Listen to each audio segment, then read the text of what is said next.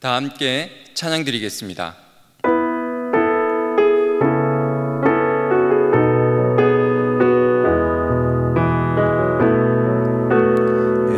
내게로부터 눈이 들어 주를 보기 시작할 때 주의 일을 보겠네. 내 작은 마음 돌이키사 하늘에 꿈꾸게 하네. 주님을 볼 때 모든 시선은 주님께 드리고 살아계신 하나님을 느낄 때 내 삶은 주의 역사가 되고 하나님이 일하기 시작하네. 모든 시선은 주님께 드리고 전능하신 하나님을 느낄 때 세상은 주의 나라가 되고 하나님이 일하기 시작하네. 이 시간 기도 제목을 보시며 합심 기도하겠습니다. 하나님 아버지, 6월 29일 입법 예고된 포괄적 차별금지법안을 막아주옵소서. 인권과 평등이라는 이름으로 포장되어 있지만 동성애, 동성혼 등을 옹호하고 오히려 교회와 국민을 역차별하는 시대 차별금지법의 악한 의도가 드러나게 하옵소서. 나라와 이 시대를 지키고 교회와 다음 세대를 지킬 수 있도록 포괄적 차별금지법 제정을 막아주소서. 이뿐만 아니라 교회를 무너뜨리려고 하는 모든 악한 정책과 시도들이 무너지게 하시고 교회에 대한 탄압이 아닌 존중과 공정함이 있게 하옵소서. 하나님 아버지, 6월 29일 입법 예고된 포괄적 차별금지법안을 막아주옵소서. 인권평등이라는 이름으로 포장되어 있지만 동성애, 동성혼 등을 옹호하고 오히려 교회와 국민들을 역차별하는 차별금지법의 악한 의도가 드러나게 하시고 나라와 이 시대를 지키고 교회와 다음 세대를 지킬 수 있도록 포괄적 차별금지법 제정을 막아주소서. 이뿐 아니라 교회를 무너뜨리려고 하는 모든 악한 정책과 시도들이 무너지게 하시고 교회에 대한 탄압이 아닌 존중과 공정함이 있게 하옵소서. 또한 이 시간 함께하여 주셔서 우리에게 크신 은혜 베풀어 주시고 주님께 더 가까이 나아가는 귀한 시간 되게 하옵소서. 예수님의 이름으로 기도드리옵나이다. 아멘. 오늘 우리에게 주시는 하나님의 말씀은 누가복음 15장 25절에서 27절입니다. 신약성경 122면입니다. 누가복음 15장 25절에서 27절의 말씀 함께 읽도록 하겠습니다. 마다들은 밭에 있다가 돌아와 집에 가까이 왔을 때에 풍류와 춤추는 소리를 듣고 한 종을 불러 이 무슨 일인가 물은데 대답하되 당신의 동생이 돌아왔음에 당신의 아버지가 그의 건강한 몸을 다시 맞아들이게 됨을 인하여 살찐 송아지를 잡았나이다 하니. 아멘. 사촌이 땅을 사면 배가 아프다라는 속담이 있습니다. 남이 잘 되는 것을 기뻐하지 않고 오히려 질투한다는 뜻입니다. 그런데 이 속담의 유래를 찾아보니까 전혀 다른 내용이었습니다. 과거 농경사회를 살아가던 우리의 손조들은 가난한 삶에 서로 돕고 돕는 삶을 살았습니다. 그렇게 어려운 시기를 보낼 때 사촌이 땅을 사게 되면 내 배가 아파서 걸음이라도 보탬이 되었으면 좋겠다라는 생각에서 이런 말들이 생겼다고 합니다. 그래서 사촌이 땅을 사게 되면 배가 아프다라는 말이 생겼습니다. 그러나 세월이 흐르고 흘러서 이 의미가 바뀌게 되었습니다. 남이 잘 되는 것을 기뻐하지 않고 질투한다는 의미로 사용된 것이죠. 우리가 이 유래를 찾아보지 않았다면 이렇게 다른 내용이 있었다라는 것을 알지 못했을 것입니다. 오늘 말씀에서도 우리가 은혜 누리기 위하여서 탕자의 비유 속에 등장하는 인물들을 살펴보면서 그 인물들 속에 나타나는 하나님의 은혜를 누리는 귀한 시간 되었으면 좋겠습니다. 첫 번째 등장인물은 바로 둘째 아들입니다. 이 비유의 주인공이라고 할 수 있죠. 탕자입니다. 아버지의 집에서 평안하게 살아갔습니다. 그런데 늘 세상의 꿈을 꾸었습니다. 아버지 집을 떠나서 자기가 가진 것을 가지고 그렇게 살아가고 싶어 합니다. 그래서 때를 써서 자기의 분량을 받아서 집을 떠나게 됩니다. 그리고 우리가 잘 알듯이 허랑방탕한 삶을 살죠. 아버지에게 받은 재산은 다 허비합니다. 그의 인생 실패기는 우리가 너무나도 잘 알고 있습니다. 그리고 그 비참함 또한 우리가 잘 알고 있죠. 그래서 이 장면을 생각하면 나는 이렇게 살면 안 되겠다 늘 다짐하는데, 우리의 생각과 사고는 늘 탕자처럼 세상을 그리워합니다. 세상의 성공을 부러워하고 세상 사람들처럼 살아보려고 발버둥 칩니다. 세상 사람들이 성공을 보면서 나도 그런 성공을 하고 싶다라는 꿈과 기대를 가집니다. 세상에 속한 사람들도 세상 속에 살아가며 성공하기가 쉽지 않습니다. 그런데 믿음이라는 절대의 가치를 가지고 살아가는 믿음의 사람들에게 세상의 성공은 더더욱 힘듭니다. 어렵습니다. 그래서 세상을 향한 꿈은 그렇게 꿈으로 끝나고 맙니다. 그렇기 때문에 우리는 그런 미명에서, 세상을 향해 있는 미명에서 깨어나야 합니다. 주님은 우리에게 분명하게 말씀하셨습니다. 누가복음 16장 13절의 말씀입니다. 우리 같이 읽겠습니다. 집 하인 두 주인을 섬길 수 없나니 너희가 하나님과 재물을 겸하여 섬길 수 없느니라. 하나님의 자녀는 하나님과 세상을 겸하여 섬길 수 없습니다. 하나님의 꿈을 가지고 세상의 꿈을 이룰 수가 없습니다. 오직 하나님의 자녀는 하나님의 꿈을 꾸며 하나님 것에 마음을 두는 사람입니다. 사랑하는 성도 여러분, 혹시 탕자처럼 여러분의 시선이 세상을 향하여 있지 않습니까? 그렇다면 속히 눈을 돌려서 하나님께로 향하시기 바랍니다. 그렇게 우리가 하나님을 바라볼 때 우리 삶은 진정한 의미를 찾을 수 있습니다. 그리고 우리가 하나님을 바라볼 때 참된 은혜를 누릴 수 있습니다.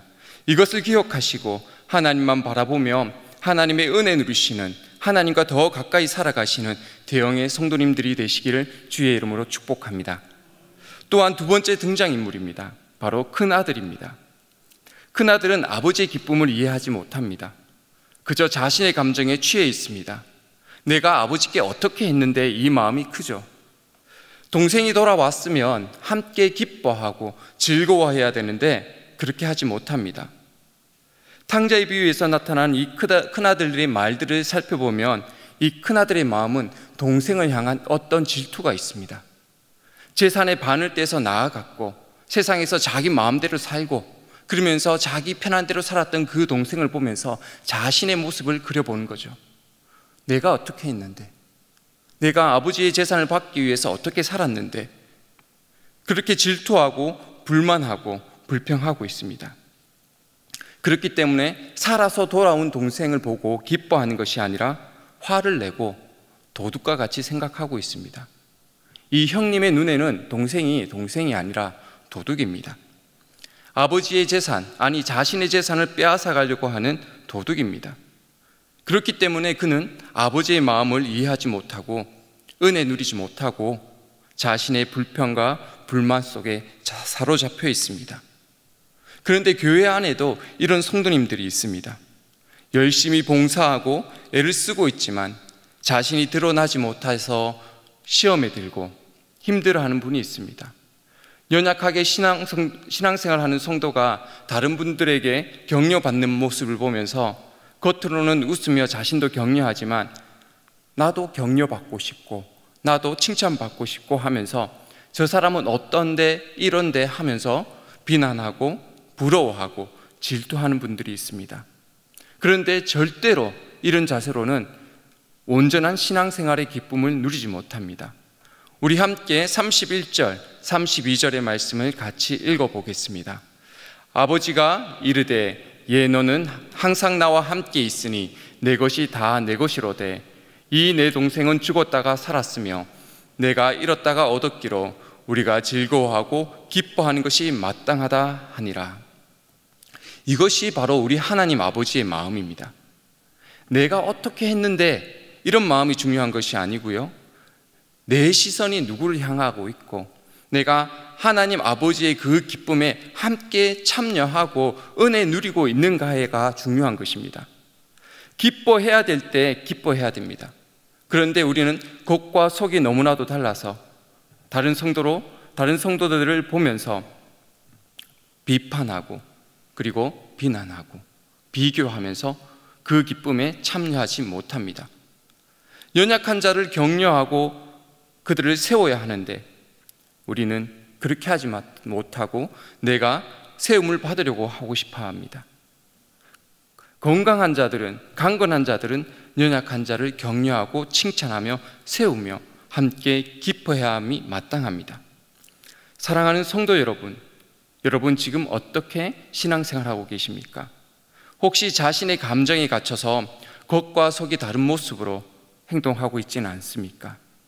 그렇다면 하나님 아버지의 마음과 시선이 어디를 향하고 있는지 확인하시고 고민해 보시고 또한 기도하시며 내가 어떻게 어떤 마음, 어떤 곳을 보고 살아가야 할지 그리고 어떻게 신앙생활하며 은혜 누려야 할지 기도하시며 답을 찾으시는 성도님들이 되시기를 바랍니다. 그래서 나보다 연약한 자를 격려하고 칭찬하고 그를 세울 수 있는 성숙한 신앙의 성도가 되시기 주의 이름으로 축복합니다. 그리고 마지막으로 살펴볼 사람이 있습니다. 누굴까요? 바로 종입니다. 오늘 말씀에 등장하는 종은 늘 주인 곁에 있습니다. 그리고 주인의 눈과 입에 시선을 고정하고 있습니다. 어떤 말을 하면 주인의 뜻에 따라 그 말에 순종하고 또한 주인이 보는 곳에 시선을 고정하고 주인의 마음을 읽습니다. 그렇게 종은 늘 주인을 향하고 있습니다. 주인이 대문에서 아들을 기다리는 모습을 보면서 그 마음을 헤아리고 탕자가 돌아왔을 때 마치 자신의 일인 양 기뻐합니다. 왜냐하면 주인은 자신의 생명의 은인이기 때문입니다. 자신과 자신의 가정이 살아갈 수 있도록 은혜 베풀어 주시기 때문입니다. 자신이 종으로 살아도 주인은 종을 종으로 여기지 않고 가족의 일원으로 생각하고 도와주고 보호합니다. 부족한 것이 없도록 채워줍니다. 그러니 주인의 종으로 살아가는 것이 얼마나 감사한 일입니까? 종은 주인의 품 안에서 참된 자유와 만족함을 누리고 기쁨을 가지고 살아갑니다. 그런데 누군가 이렇게 얘기할 것 같습니다. 종이 어떻게 주인의 가족이 될 수 있어? 종이 어떻게 기쁨을 누릴 수 있어? 그런데 저는 아주 많이 보았습니다. 종이 주인의 가족이 된 경우를 많이 보았고요. 아니, 종보다 못한 사람, 자격이 없는 사람이 주인의 가족이 되어서 은혜 누리는 사람을 아주 많이 보았습니다. 그리고 지금도 보고 있죠. 바로 우리입니다. 자격 없는 우리는 예수 그리스도의 십자가 사랑으로 하나님의 자녀가 되었고 하나님의 크신 은혜 가운데 예수님을 형제라 부를 수 있게 되었습니다. 죄에서 속량되어 하나님 안에서 참된 자유를 얻습니다. 이것이 바로 우리의 모습입니다. 우리가 종보다 못했던 죄인이었던 우리가 하나님의 은혜로 자녀로 형제로 부르심을 받게 된 거죠. 성경에 보면 종에 대한 규례가 나옵니다. 신명기 15장 12절에서 18절인데요 그것을 읽어보면 핵심은 이겁니다. 종을 종으로 여기지 말라. 삶이 연약하면 그 삶을 고쳐주고 일정 시간이 되어서 풀어주고 속량해주고 풀려날 때 하나님께 받은 복대로 그에게 베풀어 주라라고 얘기를 합니다. 더 쉽게 얘기하면 가족의 일원으로 받아들여서 자립할 때까지 도와주고 나갈 때 자립할 때 후히 주어서 잘 살아갈 수 있게 도와주라는 것이죠. 그러니 세상이 말하는 종과 성경이 말하는 종은 의미가 다릅니다. 그러니 세상의 생각으로 종을 생각하면 전혀 이해할 수가 없죠. 하지만 하나님께서 우리에게 말씀하시는 것은 내가 너희에게 그렇게 은혜 베풀어 주었기 때문에 너희도 그렇게 은혜 베풀고 또한 너희가 받은 그 은혜대로 살아가라고 얘기를 하는 겁니다. 그래서 이 장면을 생각하면 이 모습들을 생각하면 하나님의 은혜가 묵상되어지고 예수 그리스도의 십자가가 묵상되어지는 겁니다. 자격 없는 우리, 죄로 인해서 죽을 수밖에 없는 우리, 그런데 예수 그리스도의 십자가의 사랑이, 하나님의 사랑이 우리를 온전하게 하고 하나님의 자녀로 삼아주고 예수를 형제라 부르며 하나님의 은혜 누리는 우리로 만들어 주었습니다. 그러니 우리가 이 지혜로운 종처럼 하나님 곁에 딱 붙어서 하나님만 바라보며 하나님 안에서 참 자유를 누리고 만족을 누리며 살아갈 수 있는 것입니다. 그래서 우리 대형의 모든 성도님들은 하나님만 바라보는, 주님만 바라보는, 주인만 바라보는 그 종처럼 하나님만 바라보는 지혜로운 성도가 되시길 주의 이름으로 축복합니다. 말씀을 맺겠습니다. 성도는 둘째 아들처럼 세상만 바라보는 사람이 아닙니다. 또한 첫째 아들처럼 자신과 사람만 바라보는 사람이 아닙니다.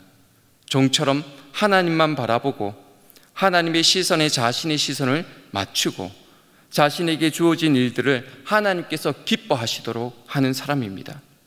그러니 두 아들처럼 세상과 사람에게 시선이 가 있다면 속히 눈을 돌려서 하나님께로 맞추고 하나님의 마음으로 행하는, 그리고 하나님께서 기뻐하시는, 자랑하시는 대형의 성도님 되시기를 주의 이름으로 축복합니다.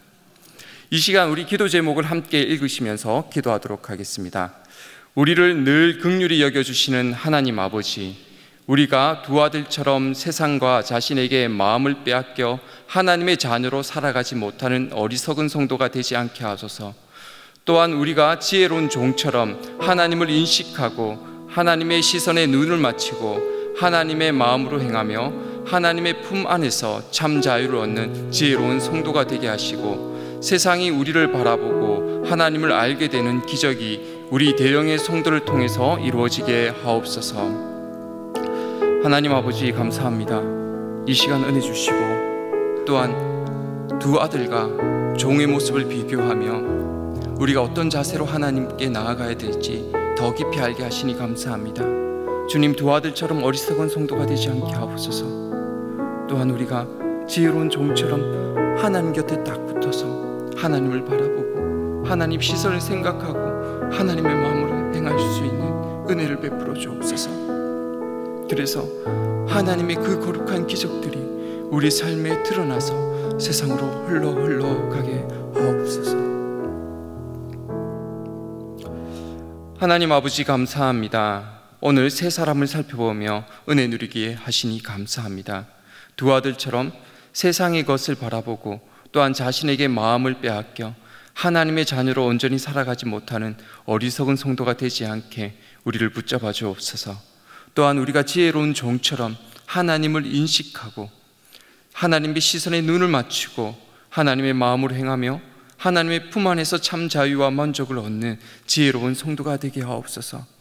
지혜로운 성도가 되어 세상을 변화시키는 기적의 주인공이 되게 하셔서 우리 대형교회가 또 우리 성도들이 울산과 시대를 변화시킬 수 있는 귀한 기적의 주인공이 되게 하옵소서. 예수님의 이름으로 기도드리옵나이다. 아멘. 계속해서 담임 목사님과 교회, 나라와 민족 선교사님을 위해 기도해 주시고 기도회를 마무리해 주시기 바랍니다.